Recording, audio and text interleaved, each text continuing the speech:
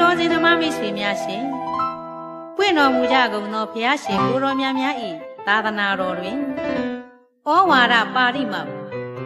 အာနာပါဠိမောက်ဟုရှိသည့်အနက်လက်တော်ရှိဘုရားများကတော့ဩဝါဒပါဠိမောက်ကိုသာသနာဆုံးတိုင်ပြတော်မူကြပါလေကျမတို့ရဲ့ဂေါရမမြတ်စွာဘုရားရှင်ကတော့ဩဝါဒပါဠိမောက်ကိုဝါတော်20အတွင်းသာပြဆိုခဲ့ပါလေဩဝါဒပါဠိမောက်ဆိုတာကတော့မကောင်းမှုကင်းကောင်းမှုသွင်းစိတ်ရင်းဖြူစင်အောင်ထားဟူသောသုံးပါရအဆုံးအမပဲဖြစ်ပါတယ်ဤသုံးပါသောအဆုံးအမနဲ့အညီကြည်ကြံသူတို့ဟာအပယ်လေးပါဘယ်တော့မှမလားတော့ပါဘူး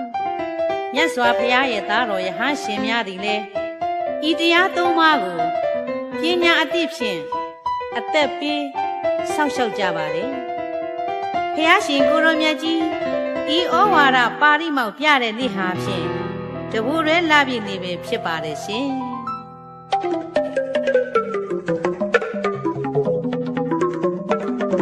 တရိကာထာသုံးပြသောဩဝါဒကိုပါဠိမောက်ခေါ်သည်ဘဂဝါချီးမြှောက်တော်မူပြီးဒေသနာပြဆိုတဲ့လာတဘူတွေ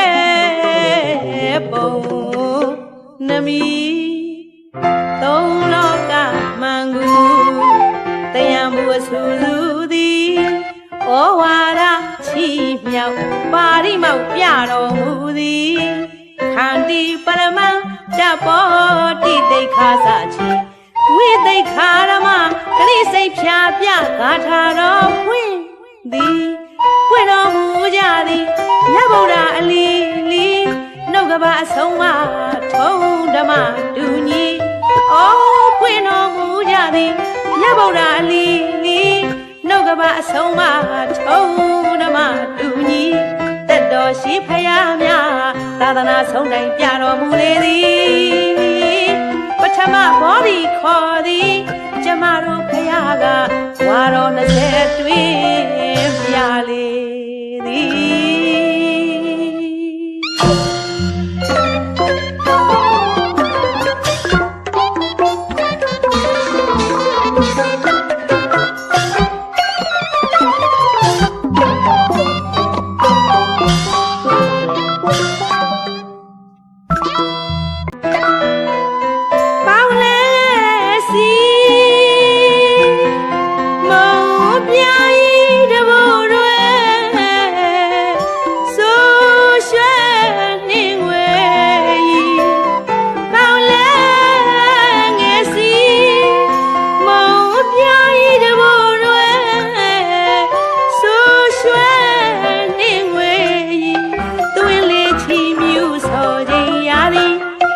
ဗုဒ္ဓအဆုံးမဒေသနာအချင်းသွေးလေးချီမြူစော်ခြင်းရသည်မြတ်ဗုဒ္ဓအဆုံးမဒေသနာအချင်း